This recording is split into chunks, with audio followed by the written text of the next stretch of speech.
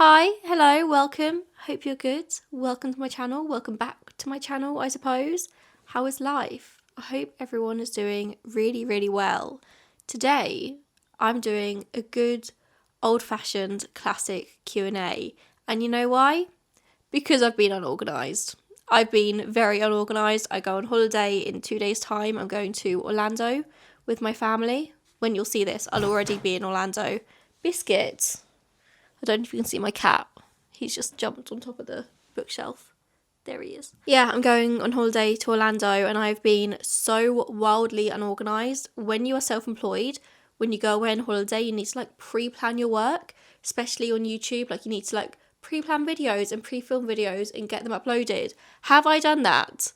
Absolutely not. Life has been so incredibly hectic for the last few weeks. I haven't had time to sit down and pre-plan and pre-film content, let alone chill out. I haven't chilled out in so long. I've missed chilling out. My pony got really sick. He always does this time of year. He has asthma, but he has asthma that is triggered by pollen, hay, grass, trees, dust. And this time of year is just an absolute nightmare. So he got really, really sick. So I've been spending a good chunk of each day at the yard trying to keep him alive. And I have succeeded. He is alive. We're all good. And we are beginning to come out of the end of tree pollen season, which is always his worst. But guys, it's been a rough time for me. Imagine having a pony who's allergic to grass and hay. Just sit with that for a second. And then he's also allergic to dust. So you can't bring him in to get him away from the grass, because then the dust in the stables also gets him. That has been my life. Anyway, who cares about that? Nobody cares about that. I'm doing a Q&A. I asked some questions on the community tab on my YouTube page, and I'm just gonna go through as many as I possibly can because I've got to leave the house in 35 minutes. Life, it just doesn't stop. I'm so busy. I need this holiday, guys. Anyway, first question, where do you see yourself in 10 years? I just turned 24. People keep asking me and I never have a solid answer. First of all, I just want to say, 24, you've got so much life ahead of you, so much living to do in your 20s. I'm so jealous. Where do I see myself in 10 years? I'm going to be 40 years old in 10 years. 40 in 10 years, which makes me feel minorly sick and quite panicky. But where do I see myself in 10 years? I honestly have no idea. I'm the kind of person who has always planned her life out. I've always had a 5-year plan. I've always known what I want to do next. And I feel like coming into my 30s, I'm kind of I just don't really care anymore. I just want to see where life takes me. I'm very much hoping that in 10 years' time, I'm still married to my wife. That'd be pretty cool. I'd like to still be married to her. I'm hoping I still have all 3 of my cats. I hope. Rhubarb is 12 years old, meaning she'll be 22 years old in 10 years' time, but I've known cats be older than that. And she's hardy. She can survive 10 years. Biscuit, who is currently sat right above me. Let me see if I can show you. Wait. There he is. He's so ominous. Such an ominous little cat. What are you doing? You gonna climb down? Biscuit will only be 11 years old in 10 years' time, which actually does fill my heart with joy. Cats live for so long. Bisky, you got me for the long haul. We're in this together. Me and my wife are currently at a crossroads as to whether or not we want to have kids. It is a conversation we keep coming around to time and time and time again, and there's no answer. I just don't know. We definitely want to adopt. If we do have children, we are 100%, no question about it, going to adopt. And in that aspect, we're quite lucky in that we don't have a time limit on our fertility. We don't need to worry about that. So we could still be having this conversation, this debate in 10 years' time as whether or not we want to have kids. Fostering is also something we have toyed around with the idea of. I don't know. Who knows? I just don't. I don't think we still want to be living where we're currently living, as in the place we live in 10 years' time. We discuss every single day the possibility of moving to Brighton, and it's something we want to do so badly, but also we do have horses, and that is an added expense if we move away. I don't know. Also, family getting older. Do we want to move away from them at this point? No. If we move to Brighton, are we going to be able to adopt without a support network immediately around us? I don't know. Will we still be living in the UK in 10 years' time with the current political climate going down the drain, the latest election showing reform doing very well? We are kind of shit scared. Do we still want to be in the UK? I don't know. So my very long-winded answer to that question is, I actually do not have a clue, and you know what? It's kind of liberating. I do not know where we'll be in 10 years' time. I just hope I still have my cats and my wife, and anything else, who knows? My career? Will I still be doing YouTube in 10 years' time? I highly doubt it. What will I be doing instead? Not a clue.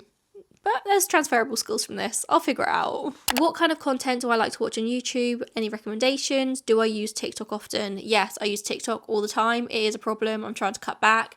I also have my own BookTok account, a book account on TikTok called Georgia Reads, where I'm trying to upload as much as I possibly can. I really want to hit 10,000 followers over on TikTok, so you can go follow me over there. I'll put it on the screen somewhere.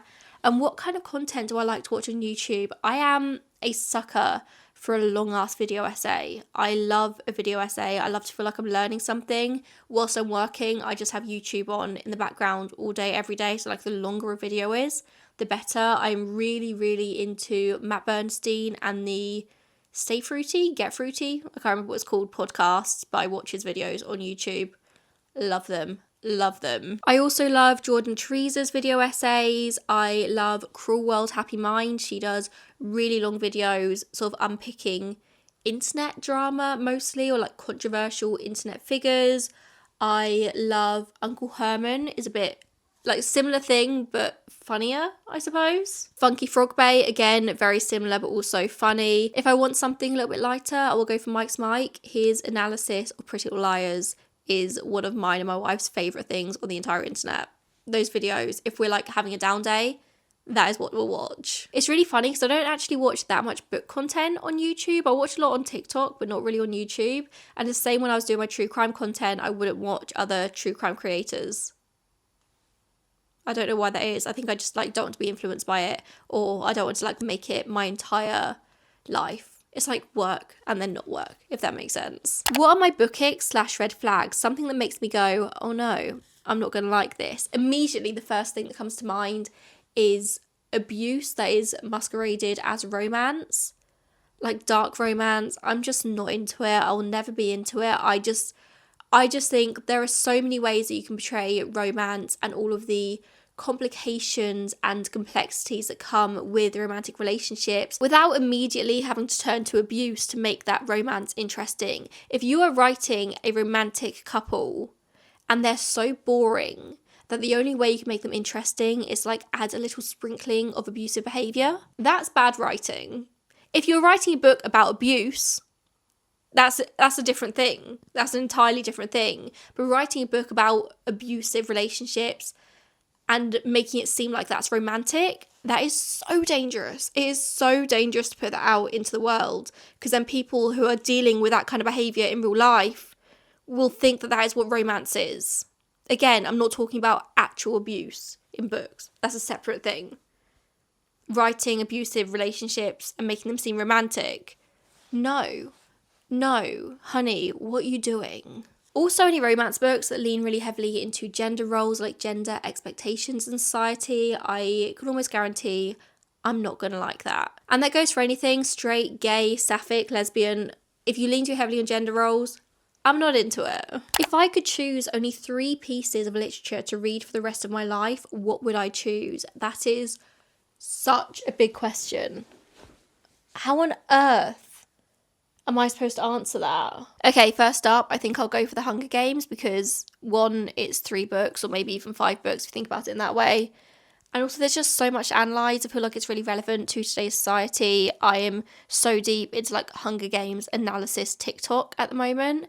And Suzanne Collins, the woman that you are, the writing, the deeper meanings. Oh yeah, Hunger Games. Is it just me or is it getting a little bit dark in here? Let me lighten that up for you. I think I'd also have to go for at least one classic, and the only answer for that is Pride and Prejudice, obviously. And book number 3. Oh, I don't know. There's so much choice. My mind just keeps going back to Delilah Green Doesn't Care because I love that book, and it's like a bit of lightness, you know. The other one's very heavy. Delilah Green, it's light, it's silly, and I love the characters. They're my 3. Subject to change. How do I feel about DNFing books? Honestly, I wish I felt better about DNFing books because I am so stubborn. Like once I've decided to do something, once I've set my mind on it, once I'm 7 chapters into a book. I'm like, I might as well just finish it. This is terrible, but I've started now. I've committed. I'm going to finish it. 'Cause otherwise, there's just a part of my brain that thinks if I don't finish the book, then those 7 chapters were a waste of time. And I know that's not the case. I know, like, technically in my brain that reading the rest of the book, that is the waste. Can I bring myself to stop and put it down? No. Also, I feel like there's another layer to it here, in that if I read a really terrible book, I can make content out of it, and doing reviews of bad books does so much better than reviews of good books. Like me sitting here and absolutely ripping a book apart for an hour, that's going to get a lot of views. Me talking about how wonderful a book was, it's not going to get that many views. So if I do start a book and I hate it, I'm kind of in my brain like, content, that is content. Is that toxic? Yes. Is that just the way the internet is? Also, yes, it's not my fault. Have you ever thought of writing a book yourself? If so, what would it be about? Would you write something true crime related, history, or a fiction book?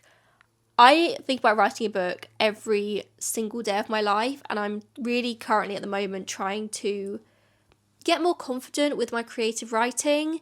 In my head, I've always had an idea for a YA book that I want to write, and it's a YA book that is quite relevant to my life. Obviously, it's a sapphic YA book. I'm not going to tell you what it's about because I don't want anyone to steal my idea. So I think, given the choice, I would write that. If I'm ever going to do it, who knows? Maybe I'll write it just for myself and it will never get published.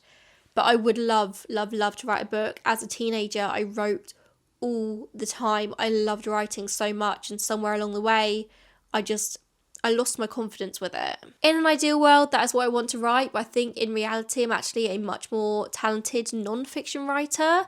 If you think about it, I've written massive essays, big long videos every week for the last 5 years. Like, I really enjoy writing non-fiction, and that comes really naturally to me. As a teenager, I don't know if I've ever said this online before, but as a teenager, I literally had a column in my local newspaper, the Reading Post. I think it must have been for literally like 2-3 years. I had a twice monthly column in the local newspaper where I'd write about like school things, like things relevant to being a teenager in Reading. And I loved that. And I was so determined that I was going to be a journalist. And I don't know really what happened. I never really followed that through. And I was talking to my wife about it the other day, and she was like, that is kind of still what you do now. Like, I am a journalist in a very non-traditional sense, without any of the training. Very loosely, okay? I don't want journalists to get all upset because I'm calling myself a journalist. I'm not, but you get what I'm trying to say. I think I'm much more talented at writing non-fiction. I love doing the research. I love talking to people about like their experiences. So yeah, in an ideal world, I want to write my YA sapphic romance. In reality, I'm probably more likely to write a queer history book. On what? TBC. What are my favourite non-fiction books and non-fiction genres? I am such a memoir girl. I love myself a really good memoir. Some of my favourites ever are Know My Name by Chanel Miller. That is truly incredible. Educated by Tara Westover. I'm Glad My Mum Died by Jeanette McCurdy. That's kind of what kicked off my interest and love for memoirs. That book is truly incredible. I also really like Dr. Richard Shepherd's books. He is the UK's top forensic pathologist, writing about his experience in the field. So interesting. Not memoir, just interesting about forensic pathology. What else? I do love an essay, like a collection of essays. Jill Gutterwitz's Girls Can Kiss Now is really good. The 2000s Made Me Gay is also really good. Like, I just love something I'm going to learn from, like either a memoir or something that I can really nerd out over, like a topic that I wouldn't really think much about. Oh my god, I recently listened to an audiobook about gossip, and it was so good. I learned so much. It is called, bear with me, it's by Kelsey McKinney. You Didn't Hear This From Me by Kelsey McKinney, all about gossip and the history of gossip and why it's so important in today's society, why it's so prevalent. It was so interesting. Literally, I've been talking to everyone in my life since I read this about gossip and the misogyny behind why gossip is thought of as such a bad thing. It's such a good book. What things did I DIY for my wedding? It looks beautiful. Thank you so much. I loved my wedding day so much. For those of you who don't know, I got married last August and it was an entirely DIY barn wedding. So that kind of answered your question. I DIY'd pretty much every single thing, all the decorations. We handmade these streamers to go across the ceiling of the barn. I got all of my bridesmaids. It took us an entire day, but we did it. I was so, so happy with them. It was just such a vibe. We went for the lesbian flag colour theme. So it was like oranges and pinks, and it just looked so vibrant and so bright.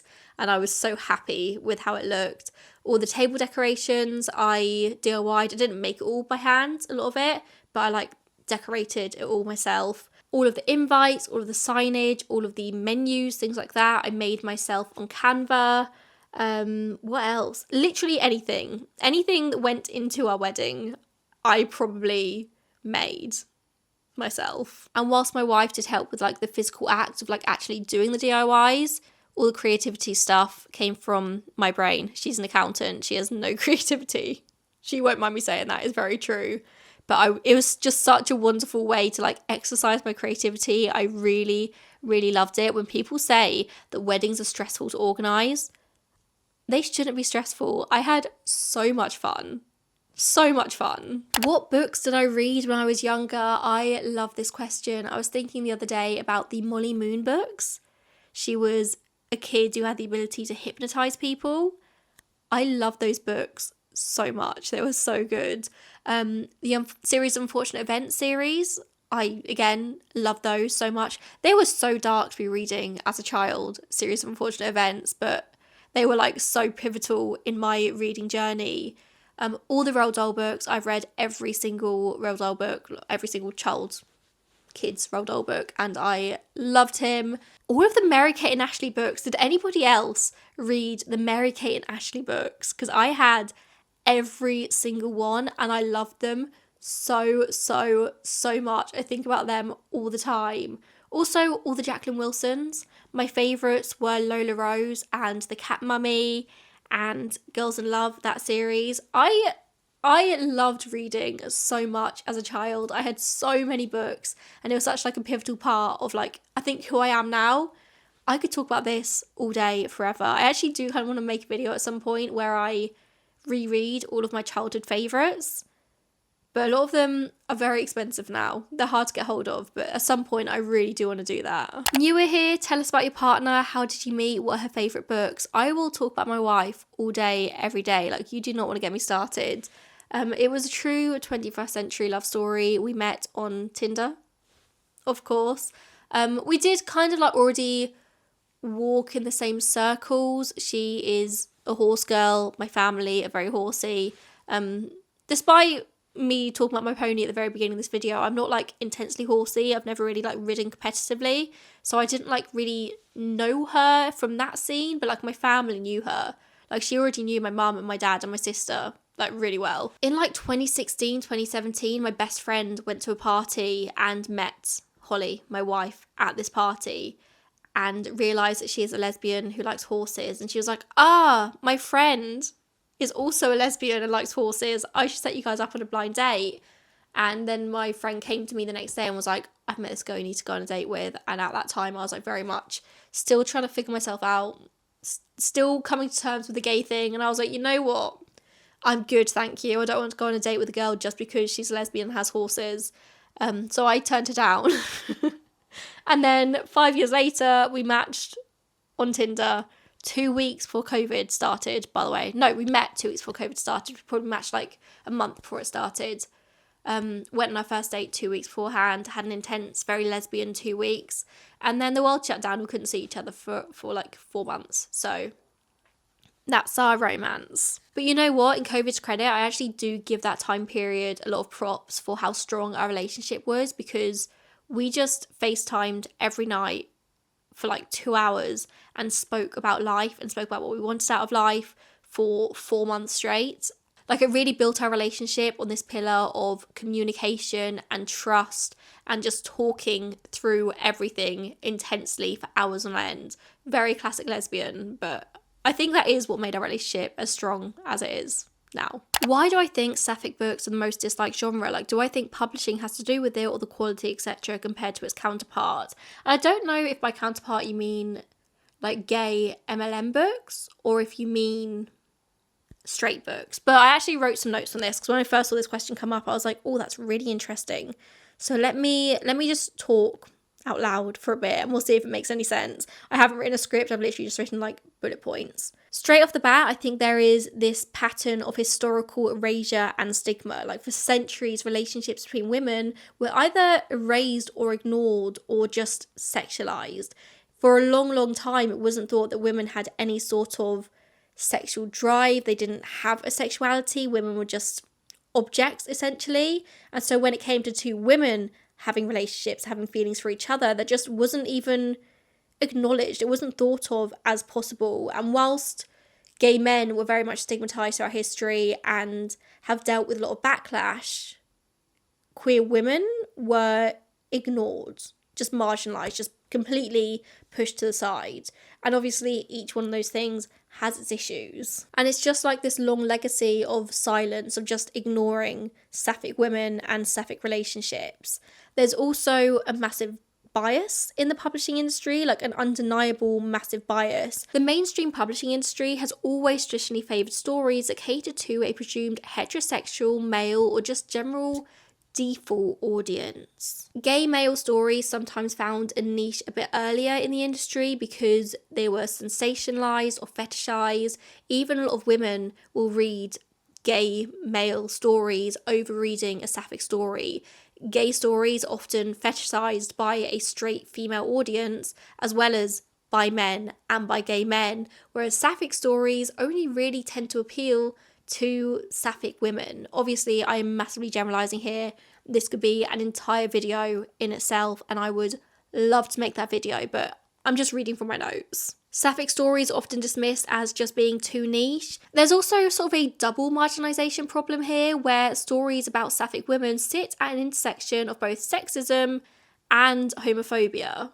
It's rough. Stories centred on women, whether that's straight women or gay women, already face challenges in being taken seriously.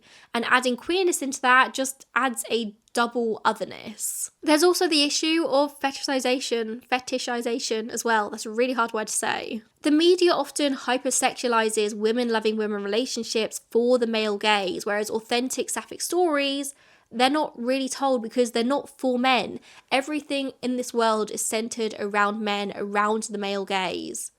And that is simply not the case when it comes to sapphic stories. Sapphic stories aren't about men, they're not for men. And I think that's a real problem. As in, that's not a real problem for sapphic people, that's great, that's what we want, but it's a problem for the publishing industry and for men who run everything. The patriarchy. It all comes down, as always, to the patriarchy. And with that, my camera is flashing at me, she's screaming at me because she's about to run out of battery. So thank you so much for watching. I hope you found this interesting. If you did, if you're still watching at this point, then comment down below any notes you have on any of my answers, but also let me know the book that you are currently reading for shameless engagement purposes. Thank you so much, and I'll see you in the next one. Bye, guys.